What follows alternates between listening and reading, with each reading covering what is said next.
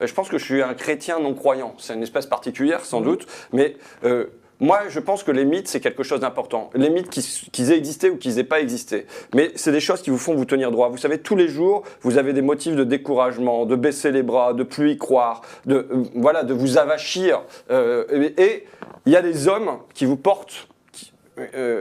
Moi, je cite Jaurès, oui. Je peux citer Abraham Lincoln, oui. Je peux citer des écrivains comme Jules Vallès, mais dans ma mythologie, que ce soit des personnages réels ou irréels, il y a le Christ, dont je sais qu'il est réel. Je sais qu'il a existé. Je ne crois pas au miracle du Christ. Alors, je ne crois pas à la résurrection du Christ. En quoi le mythe du Christ vous porte ? Je pense qu'il y a trois... Ça m'a forcé à réfléchir parce que j'aurais peut-être pas apporté la même réponse. Et il me semble que dans le livre, je n'apporte pas la même réponse. Mais d'abord, on peut être habité par un certain nombre de paraboles quand c'est une histoire qui est répétée. Moi, ma famille, vous savez, ma grand-mère, elle a fait le catéchisme, ma mère, elle a fait le catéchisme, et moi, je suis allé au catéchisme. Donc, ça veut dire qu'on a incorporé ça. Vous avez refusé de faire votre première communion parce que vous ne vouliez pas la faire juste pour une montre en or. Ouais, voilà, je refusais qu'on fasse sa communion, toujours le veau d'or, pour obtenir une montre, quand bien même on n'est pas habitué par la foi. Et je voyais mes camarades d'école qui faisaient leur communion pour un certain nombre, non pas habités par la foi, mais par la soif, le désir d'avoir leur petite gourmette, quoi. Et c'était pas mon truc. Le Christ, le mythe du Christ. Oui, le mythe du Christ, je pense qu'il y a le Christ de la compassion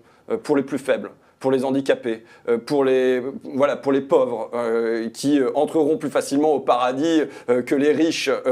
Voilà, donc il y a ça. Il y en a un deuxième, toujours le rapport à l'or, c'est sans doute le Christ et les marchands du temple, qui chassent les marchands du temple.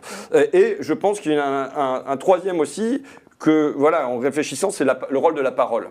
Je pense que le Christ est avant tout un homme de parole, un homme qui parle et qui met les gens debout. Moi, je ne crois pas à la thaumaturgie et que ce fait qu'il soit touché et qu'il arrive à mettre les corps debout, mais il arrive à relever les âmes par la parole. Et d'ailleurs, la Bible, c'est une phrase importante de la Bible, c'est « au commencement était le Verbe ». Donc je pense que le Verbe était quelque chose d'important pour lutter contre la résignation, contre l'indifférence, contre l'avachissement des âmes dont je parlais tout à l'heure. Ce Verbe, donc, vous l'avez trouvé dans la politique. Donc vous n'admettez pas la résignation, vous voulez lutter pour la justice, et vous, c'est pas par la foi comme Monseigneur Le Borgne, mais c'est par la politique. Mais je pense que on ne peut pas faire ce qu'on fait sans être habité par une forme de foi.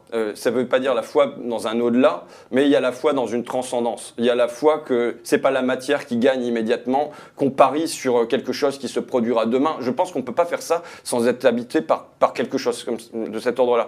Et moi, par la politique, vous savez, c'est une forme de politique que je pratique depuis 20 ans, mais ça fait 20 ans que j'écris, en tout cas. Donc voilà. Vous êtes journaliste. Je suis journaliste avant tout. Ça veut dire que je suis reporter, et ça veut dire être en contact avec les gens, écouter leurs douleurs et se demander comment on peut faire pour que demain, ça aille un peu mieux pour eux. Et alors c'est vrai que moi, plus ça va, plus je suis sensible. Au départ, j'étais vachement dans la matière, c'est-à-dire dans le pourcentage de PIB. Il y a 9,3% du PIB qui est passé du travail vers le capital. Il y a eu un triplement de la part des dividendes depuis les années 80. Donc vraiment quelque chose de financier, de matériel et tout ça. Et plus ça va, plus je suis convaincu qu'on a une fonction, spirituelle à remplir. Ça ne veut pas dire qu'il faut abandonner le combat sur les chiffres, sur la matière, sur la finance, mais on a autre chose à porter, c'est comment on fait pour faire que les hommes se tiennent droit. Je le disais pendant ma campagne, mon slogan c'était « Mon adversaire, c'est toujours la finance », c'était le slogan de Hollande qu'il avait vite abandonné, c'est toujours la finance, mais c'est surtout l'indifférence. Comment on fait pour se bagarrer